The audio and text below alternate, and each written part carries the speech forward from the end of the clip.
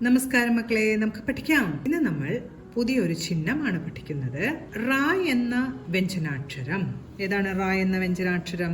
വരയ്ക്കാൻ നമുക്ക് എല്ലാവർക്കും അറിയാം. റ എന്ന വ്യഞ്ജനാക്ഷരത്തിന്റെ ശബ്ദം മറ്റൊരു വ്യഞ്ജനാക്ഷരവുമായി ചേർന്ന് വരുമ്പോൾ ഉപയോഗിക്കേണ്ട ചിഹ്നമാണ് നമ്മൾ ഇന്ന് പഠിക്കുന്നത്. യ എന്നതും വ എന്നതുമായ അക്ഷരങ്ങളെ വെച്ച് തന്നെയാണ് അവയുടെ ചിഹ്നങ്ങളെ നമ്മൾ രൂപപ്പെടുത്തിയിരുന്നത്. ഇവിടെയും നമുക്ക് റ എന്ന അക്ഷരത്തിൽ നിന്ന് തന്നെ ചിഹ്നത്തിനെ മനസ്സിലാക്കാം. റ എന്ന അക്ഷരം വരയ്ക്കാൻ ആരംഭിക്കുന്നത് ഇപ്രകാരമാണ്. ഇത്രയും ഭാഗം മാത്രം മതി നമുക്ക് റായുടെ ശബ്ദം വരുന്ന ചിഹ്നം വരയ്ക്കാനായി. റായുടെ ശബ്ദം ചേർന്ന് വരുന്ന ചിഹ്നം വരയ്ക്കാനായി ടൂ ലൈന്റെ മുകളിലെ വരയിൽ നിന്ന് ടൂ ലൈന്റെ അടിയിലെ വരയും കഴിഞ്ഞ് കുറച്ചുകൂടെ നീട്ടി താഴേക്ക് വരയ്ക്കേണ്ടതുണ്ട്. ഇനി നമുക്ക് പായോട് കൂടെ ചേർത്ത് ഈ റാ എന്ന വ്യഞ്ജനാക്ഷരത്തിന്റെ ചിഹ്നം ചേർത്ത് എഴുതാം. അതിനായി പാ വരച്ച് പായുടെ തൊട്ടു മുകളിലായി ഈ ഒരു ചിഹ്നം ചേർത്ത്. യായുടെയും വായുടെയും ചിഹ്നം പഠിച്ചപ്പോൾ അക്ഷരം എഴുതി കഴിഞ്ഞാണ് ചിഹ്നങ്ങൾ വരച്ചിരുന്നത്. ഇവിടെ അക്ഷരം എഴുതിയ ശേഷം മുൻപിൽ ആണ് ഈ ഒരു ചിഹ്നം വരയ്ക്കേണ്ടത്. കായോടൊപ്പം റായുടെ ശബ്ദം വരാനായി ഈ ഒരു ചിഹ്നം എങ്ങനെ ചേർക്കണമെന്ന് നോക്കാം. കാ വരച്ച് ഈ ഒരു ചിഹ്നം ചേർത്താൽ ക്ര എന്ന് ഉച്ചരിക്കാം. ക്ര. ഇനി മാ എന്ന അക്ഷരത്തോടൊപ്പമാണ് ഈ ഒരു ചിഹ്നം ചേർത്ത് വരേണ്ടതെങ്കിൽ ഇതിനെ മ്ര എന്ന് ഉച്ചരിക്കാം.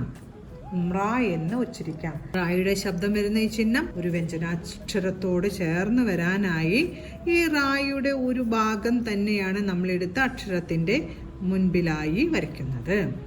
ഷ എന്ന് എഴുതിയിട്ട് നമുക്ക് ഷായോടൊപ്പം റായുടെ ശബ്ദം വരാനായി ഈ ഒരു ചിഹ്നം ചേർക്കാം. എങ്ങനെ ഉച്ചരിക്കാം? ശ്ര. ഇനി നമുക്ക് ഈ റായുടെ ശബ്ദം വരുന്ന വ്യഞ്ജനാക്ഷരത്തിന്റെ കൂടെ സ്വരാക്ഷരങ്ങളായ ആ, ഇ, ഈ, ഉ തുടങ്ങിയിട്ടുള്ള പല ചിഹ്നങ്ങളും ചേർത്ത് എങ്ങനെ എഴുതാമെന്ന് കൂടെ പഠിക്കേണ്ടതായിട്ടുണ്ട്. തായ് എന്ന വ്യഞ്ജനാക്ഷരത്തിന്റെ കൂടെയാണ് നമ്മൾ ഇനി റാ എന്ന ശബ്ദം വരുന്ന ചിഹ്നവും കൂടെ സ്വരാക്ഷരങ്ങളുടെ പല പല ചിഹ്നങ്ങളും ചേർത്ത് എഴുതാൻ പോകുന്നത്. തായ് എന്ന അക്ഷരത്തിന്റെ കൂടെ റാ ചേർത്ത് നമ്മൾ എഴുതുന്നു. എങ്ങനെ ഉച്ചരിച്ചു?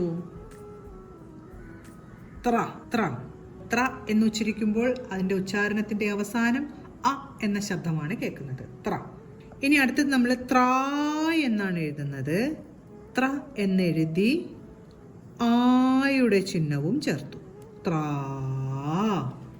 ത്ര.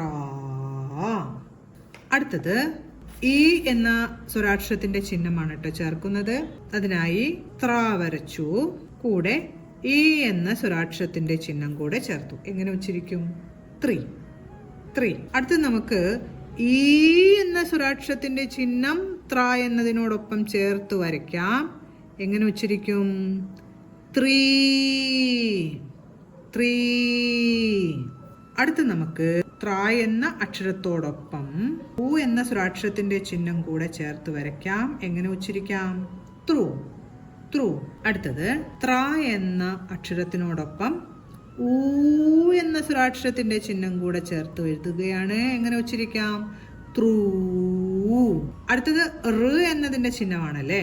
പക്ഷെ റ് എന്നതിന്റെ ചിഹ്നം റായുടെ ശബ്ദം വരുന്ന ഈ ഒരു ചിഹ്നത്തോടൊപ്പം ചേർത്ത് വരാറില്ല.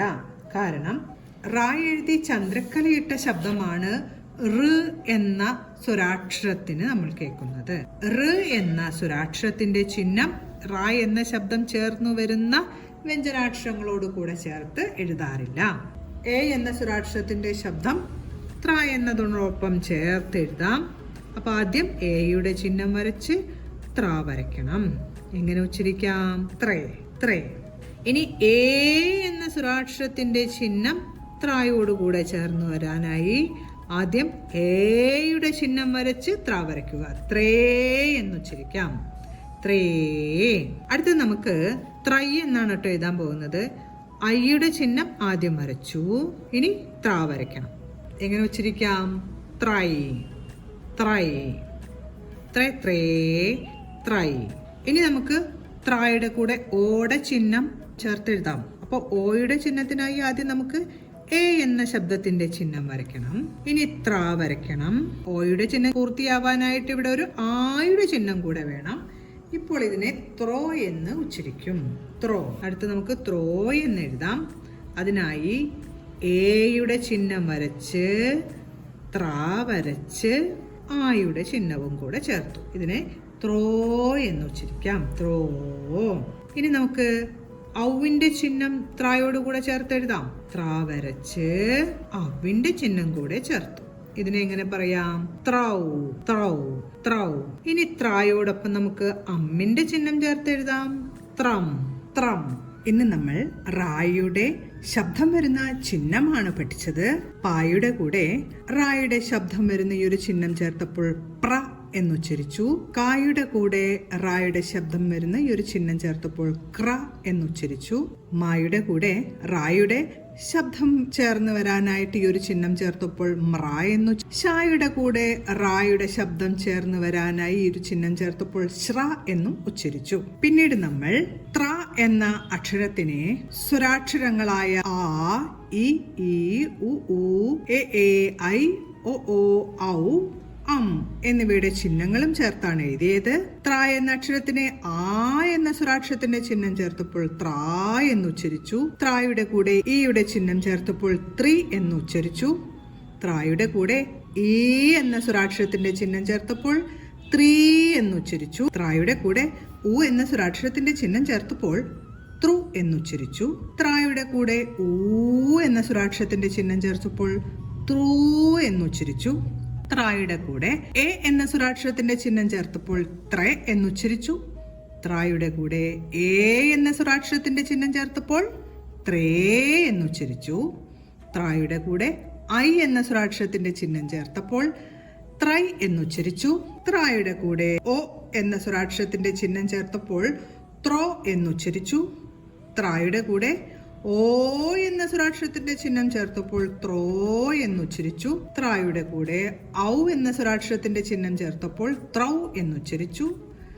ത്രായുടെ കൂടെ എന്നതിന്റെ ചിഹ്നം ചേർത്തപ്പോൾ ത്രം എന്നും ഉച്ചരിച്ചു. ഇന്ന് നമ്മൾ റാ എന്ന ശബ്ദം വരുന്ന ചിഹ്നം എഴുതാനാണ് പഠിച്ചത്. റായുടെ ചിഹ്നം ചേർത്ത് പഠിച്ച ഓരോ അക്ഷരങ്ങളും ശരിയായ ഉച്ചാരണത്തോടുകൂടി തന്നെ പറഞ്ഞ് എഴുതി പഠിക്കാൻ ശ്രമിക്കണം.